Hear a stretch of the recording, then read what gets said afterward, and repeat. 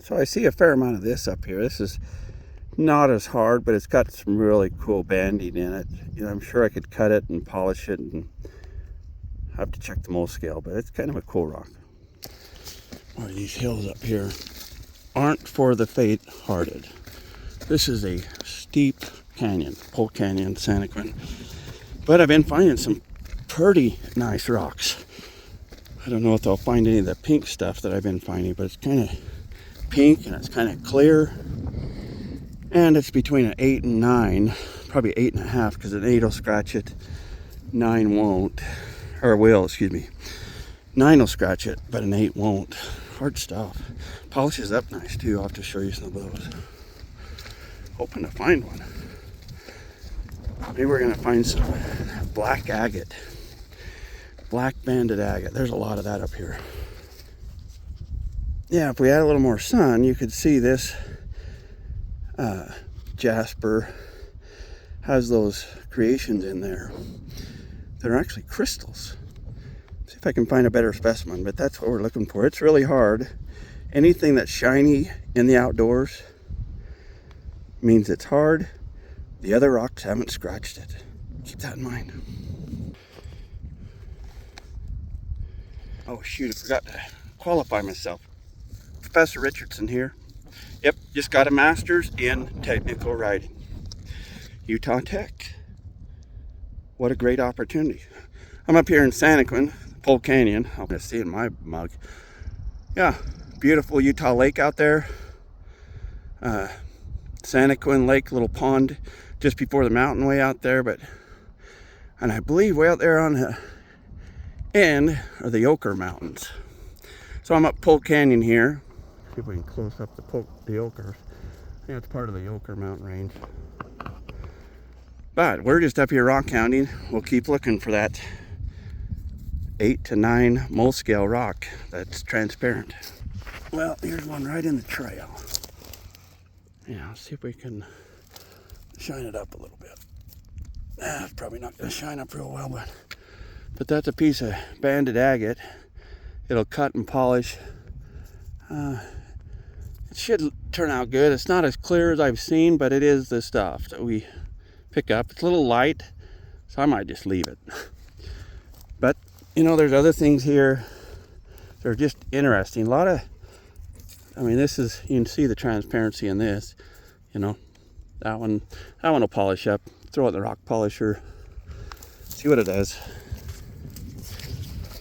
Yeah, these amateur rock hounding expeditions are mostly just for fun. Get some exercise in.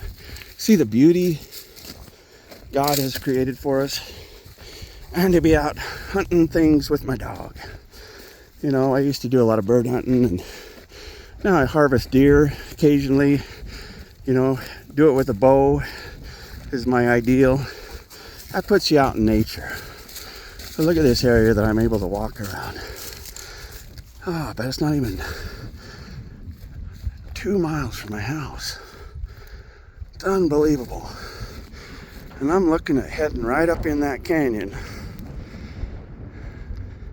when the snow melts. But boy, it'd be nice to get up there. I have to find a pathway up there, but yeah. Beautiful Santaquin Canyon. This side over here, we're looking at Santaquin Canyon. We turn back the other way, a little slower. This is Polk Canyon, named after a polecat. Probably was taking farmers' animals for decades and is still here. At least his posterity, like ours. Love our posterity and the rising generation that's coming up. Let's get them in the mountains. Yeah, all it takes is a little bit of time in the mountains, seeing these beautiful flowers. Beautiful flowers. These ones, you gotta see them when they get wet. When it rains, they're about twice the size. Just beautiful up here this time of year. This is May. Oh, look, we got a deer down there. It's like a little, well, probably a doe, but bucks don't have horns. There's this little one. You know, hopefully the mountain lion that's up here doesn't get stirred up. Yeah, those little ones are already born. But there's some good rocks on these hills. And some good scenery. And you see a deer once in a while. We'll move away from that deer. Mama just went up the top, and that little one split off, and we don't want to stir it up.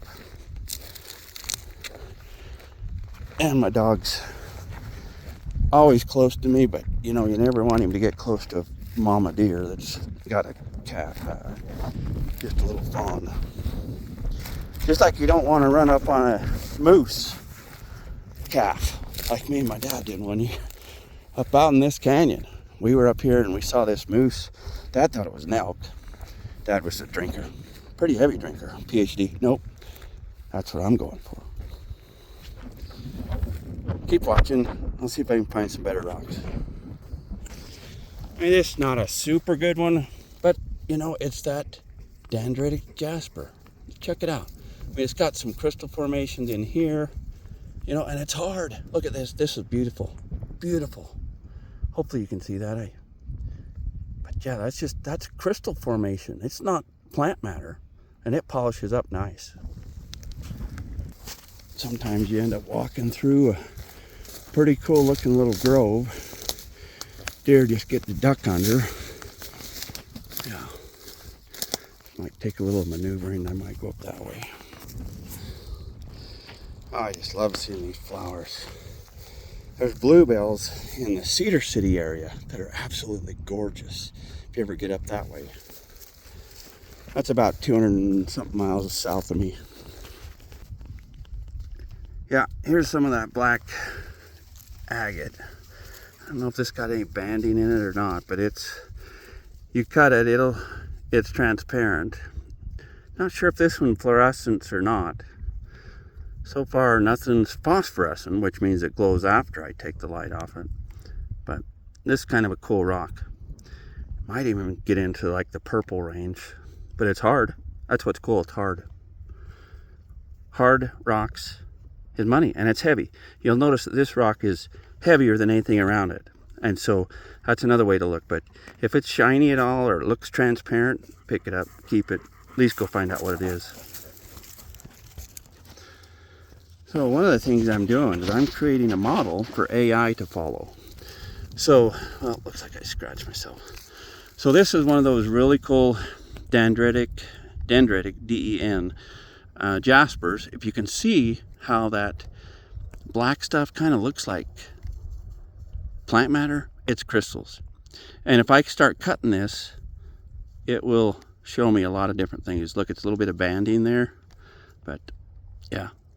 What's nice about it's hard, really hard. It's an 8 will not scratch it, but a 9 will. That makes it worth money. So I'm not sure if I told you anything about my master's degree, but yeah, call me Professor Richardson. I think that's intern, master's degree in technical writing, bachelor's in engineering. We're up here doing a little amateur rock hounding. You saw a little bit of it before, but I'm going to keep walking and tell you. 3 years ago, my wife started getting better. She'd had a major surgery and was starting to be able to rely on herself a little bit more. And I was wondering what I was going to do because COVID had shut me down as a zipline expert. So I decided to go learn how to write. And it was at Utah Tech University where my writing changed the zipline industry's views on zipline breaking. Now, it'll be interesting to see what comes out, but I've given them enough information, put it in some better engineers. You know, if they want to go into the thermodynamics of what ziplines do and the momentum factors, do it. But let's fix this zipline breaking problem that's been going on for over a decade in an industry that I've been building that has never had a breaking related accident. But now I'm here, but I'm taking people in as after they've been into a huge accident, life-changing, You never want a vacation to include a trip to the morgue. And so that's what my master's degree led on, was let's fix this braking related problem. Because at Park City Mountain Resort, the zip line that I built in 2002, it's supposed to be for the Olympics. That would have really made me somebody. But that's a whole nother story. And don't let me go there. But there's a movie about a Ford wiper motor thing that really is kind of like that. But I'm not crazy. I didn't go crazy. So as I tell you these stories, I want you to have a good time. I want you to enjoy what I'm showing you, what I'm telling you, and share your message.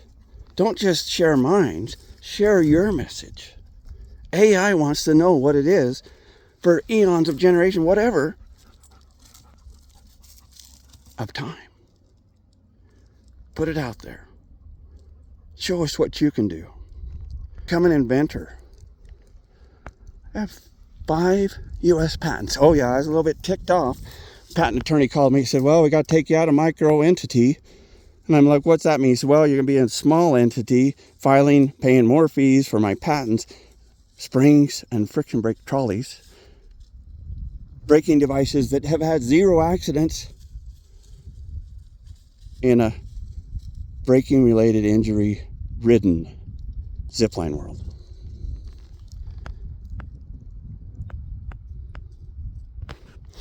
So here's my call to action.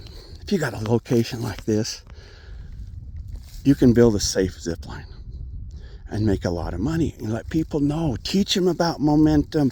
Teach them about thermodynamics. People want to learn. Your staff needs to know that when the temperature changes 20 degrees, that cable is going to be different. And you got to monitor these things. And what I tell people to do is get a simple $100 watch like this one, Garmin, whatever, 405 is wonderful, and find out what your rival speeds are. Or get a speed gun for $100. Bushnell speed gun. I think they're 2% accurate. After the first year, get a new one. It's cheap, rather than recalibrate it. Let's fix the zipline braking problem while we're hiking around the mountains looking for wonderful rocks. Sorry I didn't find any of the real good ones. Check out my other videos and you'll see what I found in the last 40 to 50 days. Have a great day and tell your story.